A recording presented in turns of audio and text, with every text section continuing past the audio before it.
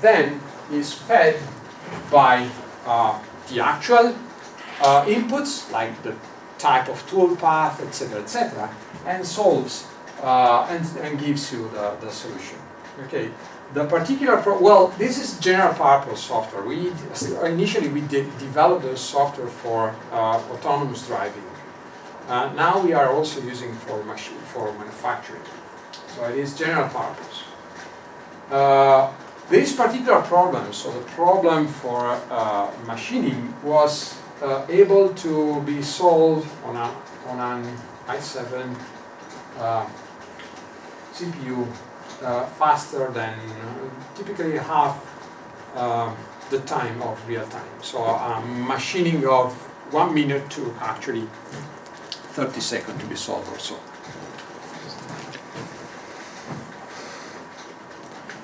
Okay, this is a movie showing the difference between an unsupervised per program and the supervised by the artificial operator per program on the right. Okay, the per program, the G code is exactly the same. On the left, it will take longer, and you will see that the tool will be moving at constant speed and rotating at constant speed in each segment. Here you see, and you will probably be also able to hear that the rotational, the spindle, for example, is automatically decelerating when it is in air, because it is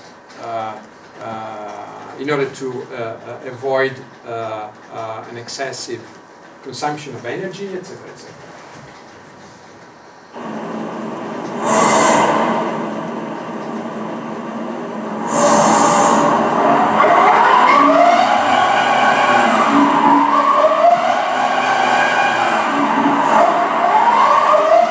So in air, it is moving much faster, just because it knows that there is no material to remove, and it can go full throttle.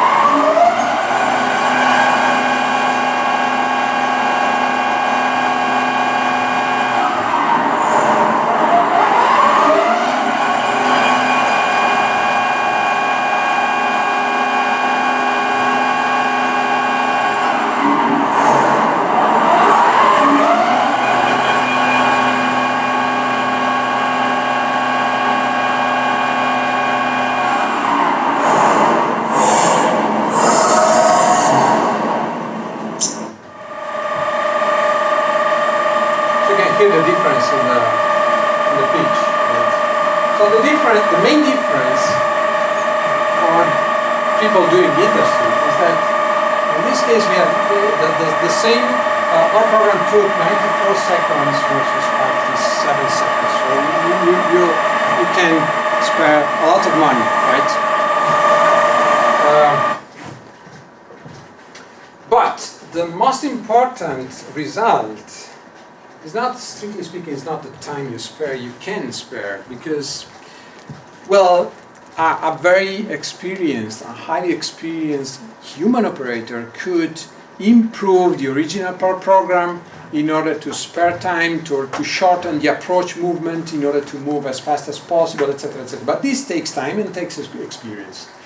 The point here is that you do not have to have an experienced operator in order to do that. You take a very badly written program, put it into it. You do not have to select carefully select the machining properties. You only have to tell it you are cutting aluminum, and it will select automatically after a few millimeters of machining.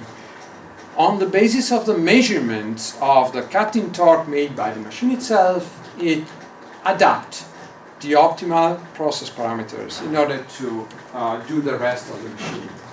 Of course, later on, if you are going to cut a number of the same type of components, this training phase only takes part at the very, very beginning, okay, and then you're set. So the amount of time you spare is actually much more in the setup of the system than in the money you need in order to pay a good experienced human operator. We made another test by Fidia. Fidia was one of the partners of Michelangelo, and Fidia is a manufacturer of both machine tools and CNC controllers. They put under test Michelangelo, artificial operator, against their most experienced machinists, and well, the results were in advantage to Michelangelo, both in terms to machining time, not that much. The advantage in terms of machining time was a few percent of the whole time, but no careful triggering or tricking about the part program was necessary, and the setup time was much reduced. Did those guys have the opportunity to take Michelangelo's program or your AO program and then see if they could improve it? So could do a cooperative thing to actually get something better than either of them individually? I mean, you mean... Did the master machinist look at the output of the Michelangelo program and say, oh, you can fix it here, make it a little faster? Well, this is the next... I haven't done that. I'm getting to this point later. So, well, this is... Okay, this is an example of number. I mean, we try to do the same machining for unsupervised and supervised results. This is a face milling. Face milling means that the tool is machining in this, with this the front face of it, and this is the surface we care. This is peripheral milling. The surface we care is the side of the tool, the one machined by the side of the tool. So it is the surface corresponding to this trace line here. And okay, those are controls. So the results of the solution of the optical control problem are essentially those two charts here, reporting this is the spindle rate and this is the feed rate. Okay, so spindle rotation speed and feed rate. Red is the nominal one, so the one set into the programming, the G-code program, by purpose was wrong here. So much less than expected, than actually suitable to the machine. Those are the sequences of acceleration and deceleration for the actual, the blue is the actual feed rate and spindle rate operated by the machine to controller. And this blue line here represents the cross-section, which is the main driver for those changes. Those are roughness measurement made on the two surfaces. This is the unsupervised, this is the supervised. Those are scan lines for measuring the roughness on the surface, and most of those numbers are improved, have been improved in the final, well, in the supervised. EPC is the artificial operator. Okay, so this is the Michelangelo output. This is the same for peripheral milling, roughly same improvements, and time savings. So this is for the time saving for face milling and for peripheral milling. A further step was to add other. Well, the approach is quite flexible. We can add other components to the target function. For example, we added two components related to forced vibrations and to chatter or self-excited vibrations. Especially self-excited vibrations are an ugly beast for machinists because they are difficult to foresee. They tend to they are highly dependent on the configuration of the machine, where the position of the relative position of the axis, etc., etc. Nevertheless, we were able to take into the whole optimal solution even those two problems.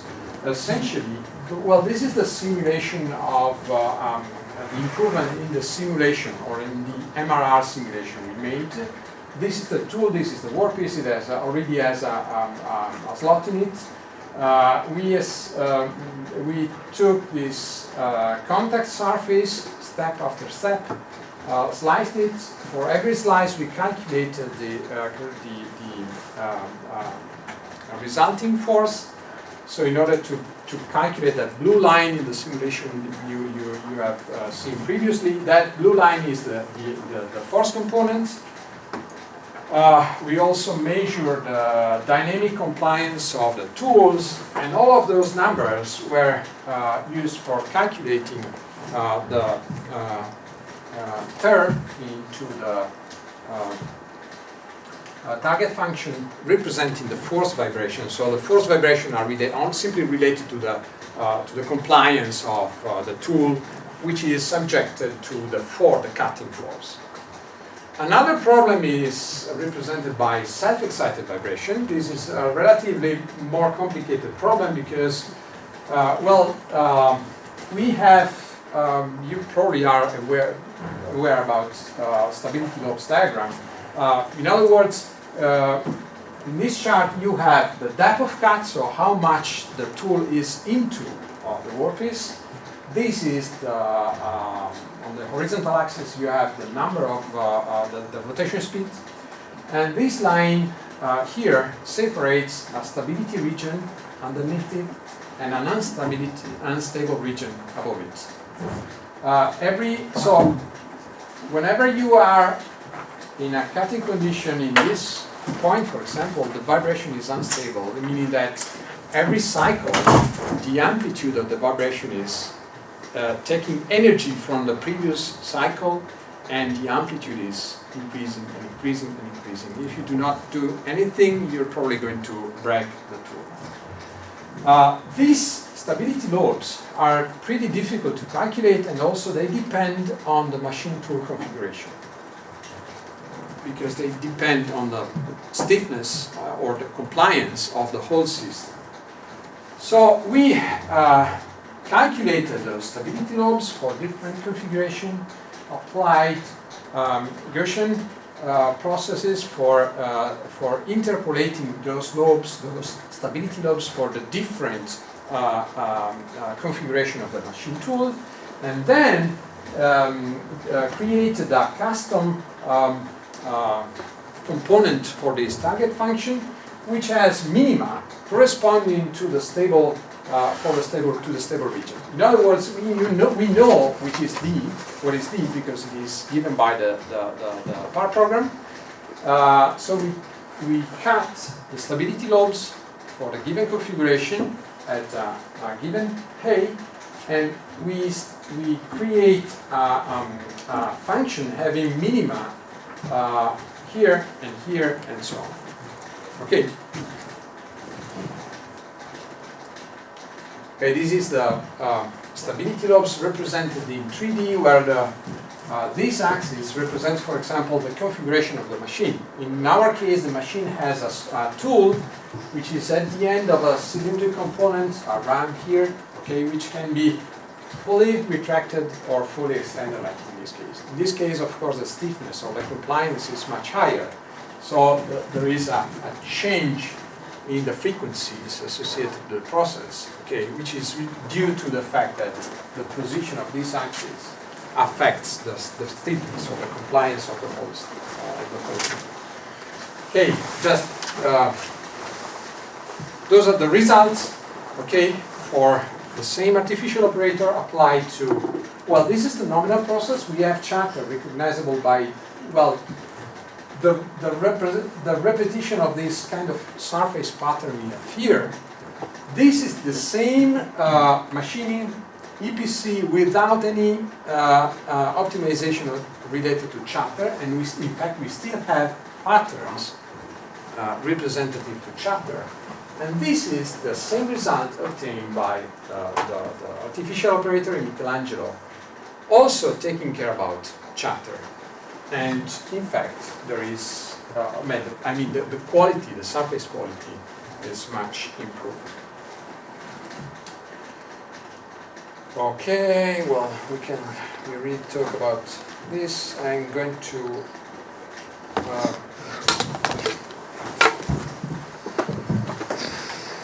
get closer to your answer. To answer your question. So, what is the next? What are the next steps?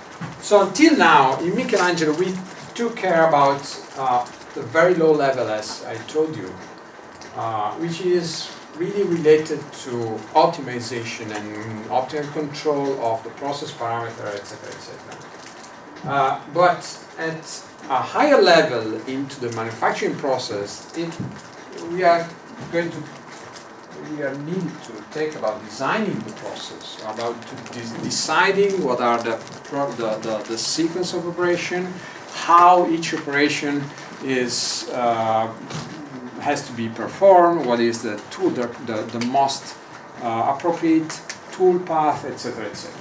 So all of those operations are typically related to intelligence somehow. In other words, let's suppose that you have to machine this component. Okay,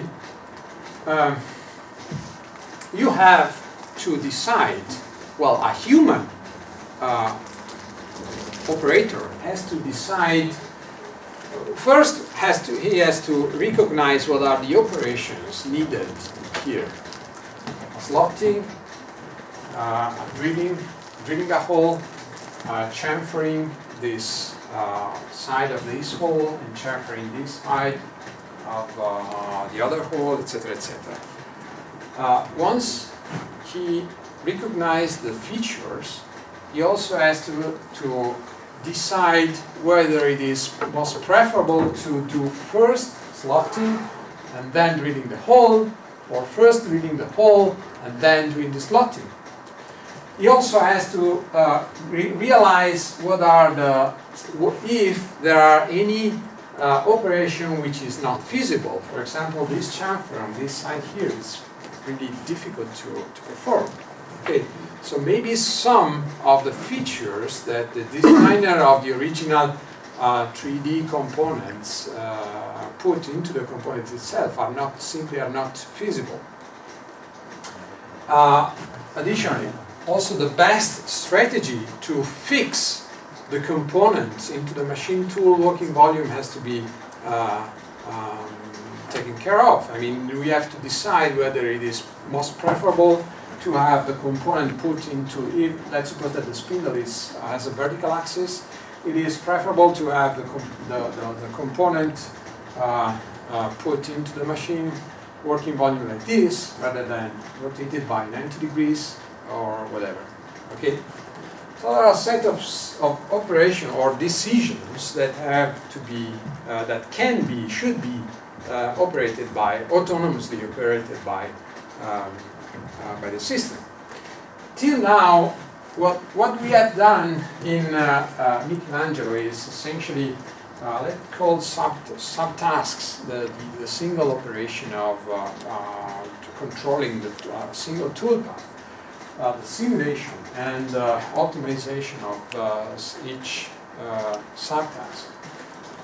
There is also a description, luckily, a standard for describing the components that can add to. Are you familiar with STEP and C? STEP and C is a standard. STEP is a standard for solid models, right? STEP and C is an augmented standards where you also put into the STEP standard, you also put meta information about the thing related to the component that are not physically representable by the solid model itself, like the surface quality, the type of thread you want in a hole, the tolerances, etc., etc. Every meta information which is more related to the machine, how to make it rather than how to represent it into 3D. Okay, this is the NC as for CNC part. So we also have this. We lack, we still need to have a full automated process, we still need a way for selecting and excluding the subtasks, so deciding what is doable, what is not, and relating the doable subtasks to representation of it, selecting and learning the parameters on the subtasks themselves, so deciding whether a hole is better to be made by a drilling tool rather than has a small pocket, or for example things like that.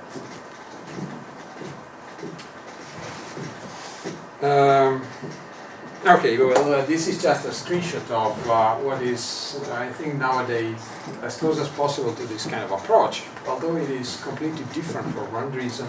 This is a software called made by StepTools. The name is StepLC Machine. It is a kind of a CAM implementing or based on the StepNC standard. So on the solid components, you see it also has meta information.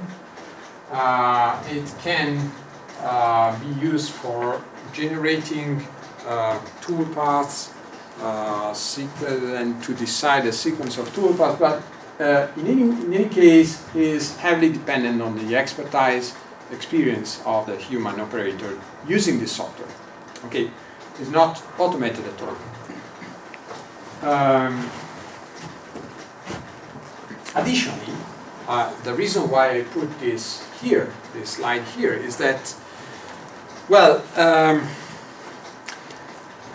in this field, my feeling is that there are a lot of people working on features rather than on the whole problem of increasing the automation level. So there are a lot of companies, or including features like StepNC or automatic learning of parameter, etc., even close to the optimal or the adaptive control like the one in Michelangelo. But what it really lacks nowadays is a systematic approach to it, to the AI applied to manufacturing. So it is still a relatively open field in terms of saying, well, okay, we have to tackle a set of problems in order to enable an AI to automatically decide how to go from a 3D model to the finished component without the intervention of human operators in the middle. Okay, I think that's all. A couple of other things, but are off topic mostly. So if you have any question, I'd be happy to try to answer. Thank our speaker first.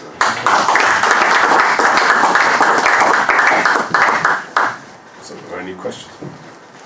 Yeah, I'm just kicking off. I mean, like, so you're using this Maple system, computer algebra system, and at some point you also said, oh, relatively, that was later, relatively bad quality code or something like that. My question is coming from, is there any incentive for you to have even more expressive formal models like in Maple to reason about your mathematical model at all? Is there any higher quality standard which you would like to, like, coming from my background for methods, you want to prove something about the mathematical model, which then sort of in your chain from the computer algebra system through to the C code guarantees certain property, like in say software engineering would have that correctness, safety, security property kind of thing which goes through the chain. Generally speaking, yes. I mean, the whole things here, that software we are using, we developed as I said, in the last 15 years or so. Mostly was written by a colleague of mine, which is a mathematician. and well, it is an expert in numerical calculation. So actually, not on the formal. We haven't done anything about formal math, applying formal methods to it. But that said, the step from the model formulation in the CAS to the C++ is only done once, of course. Later on, the system, well, we compile the C++ code, and it is a separate library. It's not depending on the CAS anymore. Of course, it may be wrong, right? There might be errors in it, but I mean, formal errors in the mathematics behind it. Could be to, I mean, well, Matteo, tu hai una versione di... I have a version of the... So, he has a version that running, it's not open source. We are trying to decide whether to release it open source or not.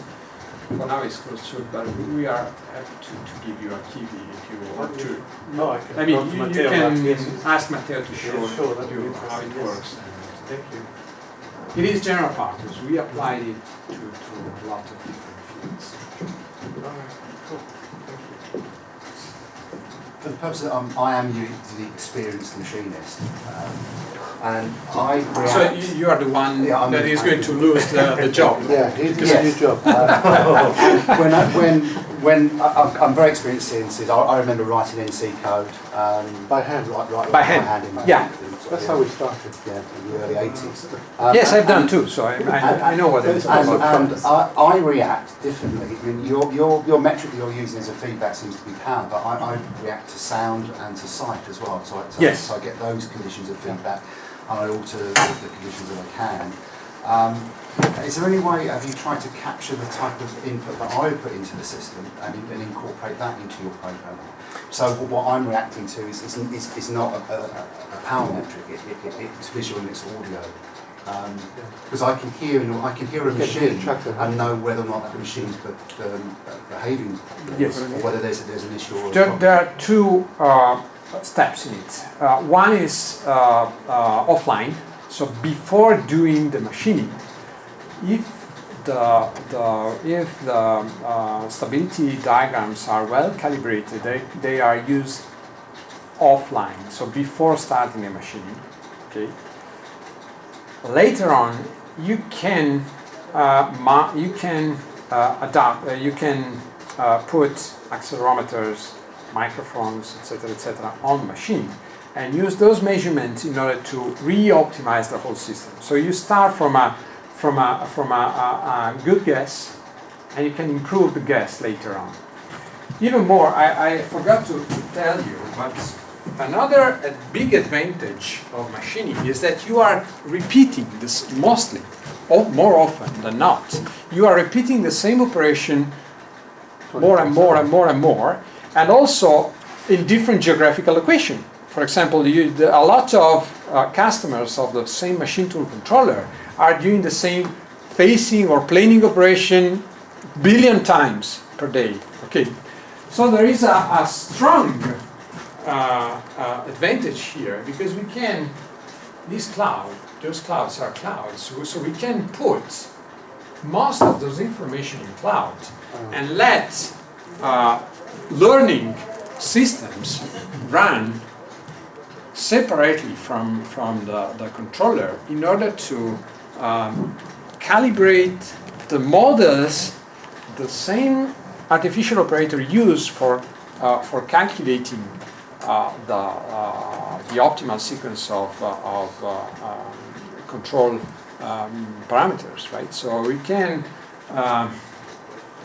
build a knowledge framework about machining process which is ridiculously larger and more complete than the one we have now, because we could possibly put every information or a lot of information coming from different machines from the same manufacturer or different any combination possible on different materials. So you have only the very first time you are going to machine a single material, a new material, let's suppose, you have to calibrate the parameters. Then all those parameters, all those stability lobes are automatically trained can be automatically trained by the system or learned by the system, by the cloud, right? And also, some of those things, like you're saying, you listen to the sound and that enables you to make an adjustment. That's produced by a change in the forces, a change in the material and stuff like that can potentially be picked up by different sensors that are electrical as well. Yeah. So it may be that there are sensors that can pick that up through a different mechanism as well or better than we can potentially. It's just different. Yeah, I'm just saying if it, What you have in fact there is a dynamometric well, table. Yes, I didn't tell you, but the machine we had, the demonstration we had a dynamometric table, so I was able to measure the forces acting on the machine, on the components. Had accelerometers, so we were also measuring the acceleration, the vibration, amplitude on the 3 axes, etc., etc. Of course, you cannot think that every single machine tool in every shop floor has a dynamometric table, has an accelerometer, etc., etc. But you can also use the process itself in order to train, because, well, accelerators actually are pretty common nowadays. Many machine tools have an accelerator. I mean, every cell phone has an accelerometer, so it's not a deal breaker. A dynamometric table is another type of sensor, but Going back to your original case where you showed the progression of technological developments in mobile phones to breakthrough line and smartphone and whatever else, yes. where do you see that happening in that undefined picture? What do you think is going to be in there? I think we're at that point now. I think in terms of manufacturing, it's interesting you picked up the DNG Mori company who are now producing a hybrid machine, which in the same build envelope active manufactures the material, and in the same build envelope. We are about to buy one of those. They're $1 million US or yes, $1.5 million but the problem is that machine tool is even more difficult to use than a standard machine tool, because there is no. It is a 5-axis machine tool. So motion of the tool, that you have two different tools. You know, the nozzle and the tool itself. I'm trying to get Mehmet to buy one. I mean, it's very, very complex to use. There are no CAM softwares. And that's exactly the Nokia 110 users said when they saw this. Yeah. So we could be looking at a similar scenario. So we might need a different mindset of operating. Yes, exactly. So the idea is not, you do not have to be, I mean, if we are going to put a machine tool on Mars, we cannot expect to have also a machinist, a CAM specialist on Mars. Okay, it only has to work as a, I mean, this has one button. Okay. A printer has no button nowadays. So you need to have something that you connect to PC, upload a solid model, and the rest has to be automatic. There is no reason, technically speaking, for it not to be automatic. So the whole way the people is going to interact with machine tools has to sooner or later it will change. This is what in that picture, in that yellow picture I left in that frame. This is what is going to be there.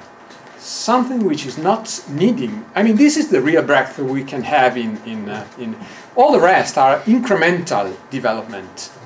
So then you will come a stage where you don't need your work holding because the material is within the machine. Maybe. I'm not talking about casting process. I'm talking about material removal. Yeah. I don't know how it's going to materialize itself.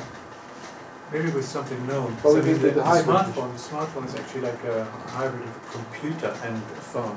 It's So something not that you just already the have, phone, just that's the somehow thing. So you could be Well, looking in at. fact, this is a hybrid of an old-fashioned machine tool and a computer, isn't it? Right. And as the computing power gets more powerful, the skill of the operator is becoming less of a key factor in terms of Yeah. the quality of the output. And the you have- operator is attending to a whole different level of concerns. They're not concerned about, I'm monitoring the speed of the motor and changing it. I'm monitoring the quality of the final output of piece and saying, yes, that's okay. Because you have two things, which is in the before the line you have raw material in a certain shape and form, which is made by another process, and you have the material removal part, which is the machine itself. And we now have a better machine, and the materials now comes in a bottle, no longer I don't know, stock of pre-made material in a shape that is used in Actually, I was wondering, which is the more typical use case scenario, whether you're starting from a known geometry, Yeah. you know, a rod or block of particular very well-defined geometry, or whether in practice you're actually going to be spending most time tooling something that's coming out of an injection mold that, you know, is unfinished, and you're using the machining to finish it off effectively. You know, you've got a very low tolerance manufacturing process, and you're finishing that. I don't know whether, because obviously that affects the OC calculation in the sense that your paths are going to be different, because the geometry, you know, might on a coarse grain be the same, but, you know, the actual point of contact where you start the process is going to be very different. So you do need to have some kind of haptics in there. Well, the whole problem scales up.